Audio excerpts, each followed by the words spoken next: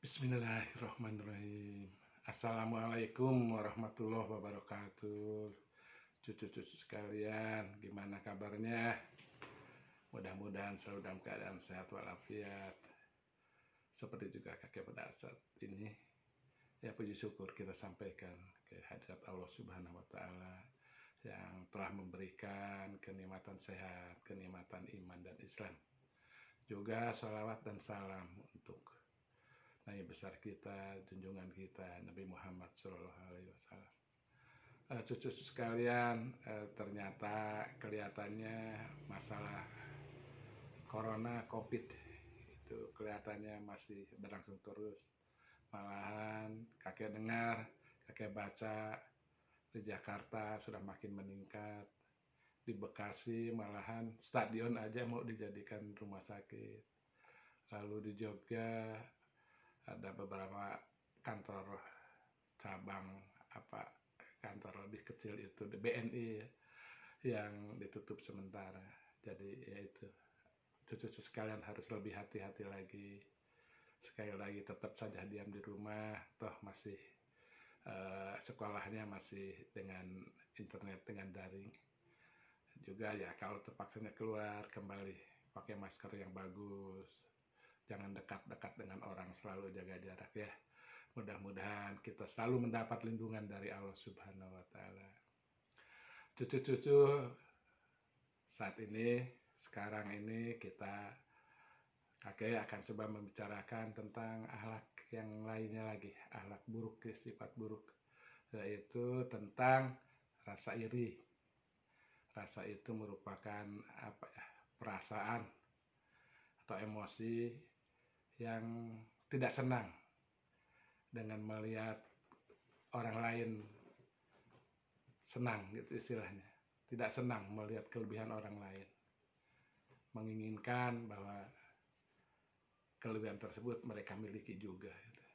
Jadi sebenarnya iri hati, dengki, hasad itu merupakan akhlak yang tercela karena tidak mau menerima apa yang telah digariskan untuk dirinya. Tapi dia masih juga menginginkan kenikmatan yang diberikan kepada orang lain. Jadi barangkali istilahnya dia tidak mau bersyukur atas apa yang diberikan Allah kepadanya. Yaitu namanya barangkali nanti akan kita bicarakan di belakang, mungkin termasuk dalam kufur nikmat. Ya seharusnya kita kemarin sudah bicara tentang qada dan qadar, bahwa segala sesuatu itu sudah ditetapkan oleh Allah pada saat kita masih di dalam kandungan, pada saat kita janin, berupa janin berumur kurang lebih 4 bulan atau 120 hari, baru ruh itu ditiupkan ke jasad kita beserta dengan takdirnya.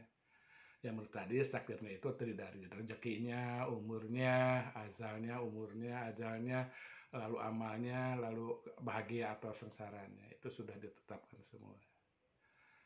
Ya, jadi memang sekali lagi rasa iri ini harus kita hindari, karena itu tadi jadi kufur nikmat.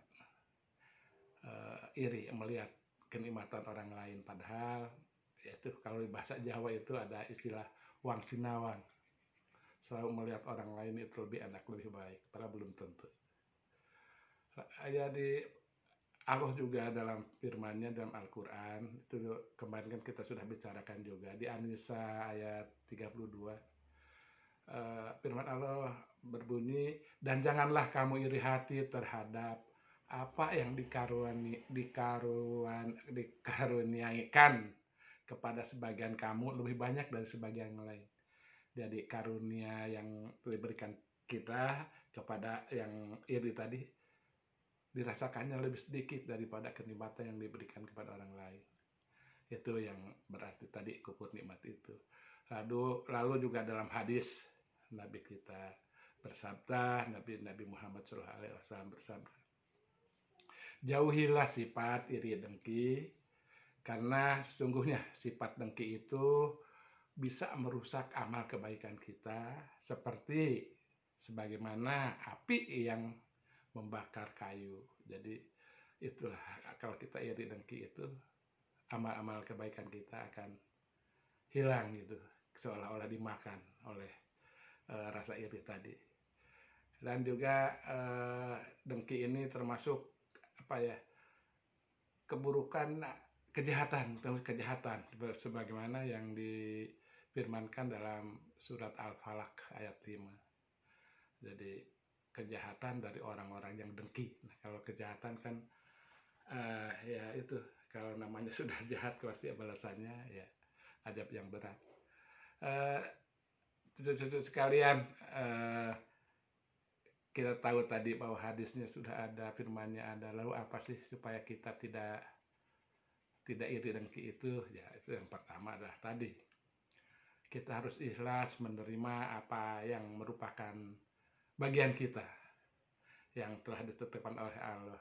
Takdirnya sudah jelas, sudah ditetapkan. Jadi kita harus menerima dengan ikhlas, dan malahan mestinya mungkin harus bersyukur menerima segala kenikmatan dari Allah. Karena ya Allah telah berfirman bahwa jika kamu bersyukur, niscaya aku akan menambah kepadamu, tetapi jika kamu mengingkari, maka pasti azab sangat berat. Nah, itu yang tadi kufur nikmat itu. Jadi kita harus hati-hati dalam masalah yang rasa iri ini. Lalu juga di dalam surat Al-Baqarah ayat 152 juga Allah berfirman, maka ingatlah padaku, aku pun akan ingat kepadamu, bersyukurlah kepadaku, dan janganlah kamu ingkar. Nanti dengan di surat Ibrahim tadi, yang sesungguhnya jika kamu bersyukur, niscaya aku akan tambah nikmatmu, tapi jika tidak, maka azab yang berat sudah menanti. Itu ada kaitannya. Jadi itu yang perlu diketahui kita gitu, supaya kita jangan merasa punya rasa iri, hati dengki. Itu satu, bahwa dapat membakar kebaikan kita habis, dan juga kita dosa karena itu sampingannya adalah sifat kufur ya. Jadi harus kita betul-betul beriman, tadi disampaikan, harus betul-betul beriman pada qada dan qadar, dan itulah ketetapan Allah yang memang bisa juga berubah dengan doa kita gitu. Kita bisa berdoa untuk merubah takdir yang jelek menjadi baik, takdir yang baik menjadi lebih baik ya, tentunya kalau diizinkan oleh Allah. Dan Allah telah berjanji, siapa yang berdoa kepadaku, doalah, mintalah padaku, maka akan aku kabulkan, kan gitu ya. Insya Allah, barang kalau doa kita bagus, kalau kita juga memang suka beribadah dengan baik, tidak melakukan sesuatu yang haram, insya Allah doa kita akan terkabulkan gitu ya. Cucu-cucu sekalian, iri hati dengki ini ada di dalam As-Hasr 10 ya. Kita coba itu supaya kita tidak dengki gitu. Jadi ada dua hal di situ. Kalau bisa itu kayak bukan kita bisa, cita-cita kita tidak dengki dengan orang lain, tetapi orang lain pun tidak dengki dengan kita. Kalau di Al-Hasr ayat 10 itu ada doa ya, Robbana fiklana wali ihwanina ladina sabakuna bil iman wala taj'al fi qulubina gilal lillazina amanu Robbana innaka raufur rahim. Jadi ya kita mohon ampun atas diri kita sendiri dan dari orang-orang yang beriman, lalu kita mohon kepada Allah supaya di dalam hati kita tidak ada rasa dengki kepada orang-orang yang beriman, karena Allah sebenarnya adalah Maha Penyantun dan Maha Penyayang. Itu yang supaya kita tidak menjadi orang yang iri dengki. Lalu ada doa perlindungan supaya kita juga tidak diiri orang-orang, tidak didengki sama orang. Karena dengki, iri hati itu juga bisa menimbulkan hal-hal yang negatif, bisa menimbulkan fitnah ya, kita difitnah misalnya itu ya. Sesuai dengan di Al-Falaq itu tadi, Al-Falaq ayat 5, Qul a'udzu birabbil falaq. Jadi kita mohon perlindungan kepada yang bangun subuh. Di ayat 5-nya itu, wa min syarri hasidin idza hasad, dari orang-orang yang dengki jika mereka dengki. Itu ya, cucu-cucu sekalian. Jadi kita pun jangan dengki kepada orang. Dengan tadi di surat Al-Hasr kita berdoa memohon ampun bagi orang yang beriman sebelum kita, lalu juga kita tidak dengki dengan orang-orang yang beriman. Ya, demikian cucu-cucu. Lalu tadi kakek sudah nyinggung sedikit bahwa iri dengki ini bisa menjadikan kubur nikmat, tidak mengakui nikmat yang diberikan Allah Subhanahu wa Ta'ala, tidak mau bersyukur. Ya, kalau sudah tidak bersyukur ya namanya itu adalah bisa jadi sombong, bisa jadi takabur, ya kan gitu ya. Jadi demikian cucu-cucu, mudah-mudahan bermanfaat. Nanti kita ketemu lagi mungkin ya insya Allah dengan akhlak yang masih tidak baik, karena sebagaimana kakek katakan di pertama dulu mengenai akhlak, itu lebih baik kita mengetahui hal-hal yang jelek dulu. Kalau kita mengetahui hal-hal jelek, kita bisa mawas diri, bisa introspeksi, kita bisa menjaga supaya kita tidak melakukan hal jelek seperti ini. Kemarin ada hubud dunia, ada iri dengki sekarang, lalu kemarin ada sifat sombong, itu ya. Jadi itu hal-hal yang perlu kita hindarkan.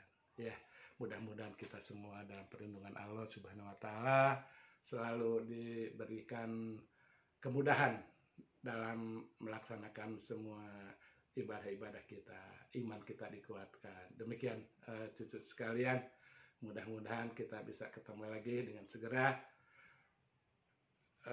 Ya, meskipun itu tadi kakek baca doa dulu ya. Bismillahirrahmanirrahim.